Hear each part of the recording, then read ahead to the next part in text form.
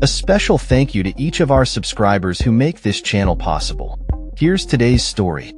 In a significant diplomatic move, President Donald Trump is scheduled to engage in a phone conversation with Russian President Vladimir Putin at 10 a.m. Eastern Time on Monday. This call comes on the heels of direct talks between Ukrainian and Russian representatives in Istanbul last week, aimed at addressing the ongoing conflict that has gripped Ukraine since Russia's invasion began 3 years ago. The urgency of the situation cannot be overstated, as both nations are losing an alarming average of more than 5,000 soldiers weekly due to the ongoing hostilities. Trump's announcement, made via his Truth Social platform, outlined the primary objectives of the upcoming call: to halt the bloodbath and to discuss trade relations between the two countries.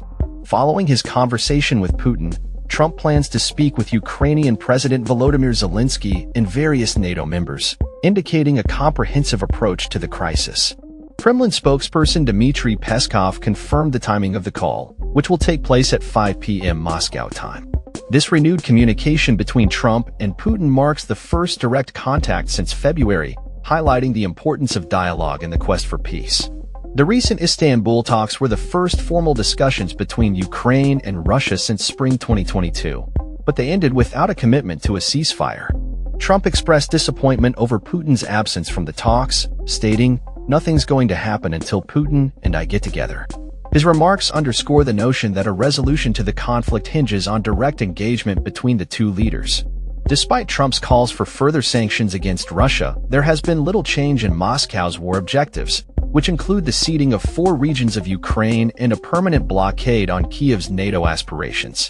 Putin has indicated that any peace agreement must address the underlying causes of the conflict and ensure Russia's security. Meanwhile, Ukraine and its European allies are advocating for a full 30-day ceasefire to facilitate peace negotiations, a proposal that Moscow has yet to endorse. Following the Istanbul talks, U.S. Secretary of State Marco Rubio engaged in discussions with Russian Foreign Minister Sergei Lavrov, emphasizing the need for an immediate ceasefire. Vice President J.D. Vance also met with Zelensky in the Vatican, where they discussed the importance of sanctions against Russia and the need for a ceasefire. Zelensky reiterated Ukraine's readiness for genuine diplomacy and the urgency of a ceasefire. Ukrainian Foreign Minister Andriy Sybiha noted a stark contrast between the forward-looking stance of Kyiv and Russia's focus on past grievances. He called for increased pressure on Moscow to facilitate the peace process. On the ground, hostilities continue, with Ukraine's Air Force reporting a significant drone attack by Russia, resulting in casualties and damage across multiple regions. The ongoing conflict has displaced millions and devastated large areas of Ukraine.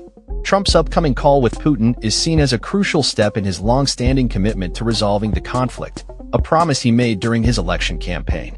However, progress has been limited, and the recent negotiations in Istanbul ended without concrete commitments from either side. As the world watches closely, the hope remains that the dialogue initiated by Trump may pave the way for a ceasefire and ultimately a lasting peace in the region. The stakes are high, and the international community is urging both leaders to take the necessary steps to end the violence and restore stability to Ukraine. That's all for this story. We upload videos every day covering many different subjects, so hit that subscribe button to stay informed. Thanks for watching.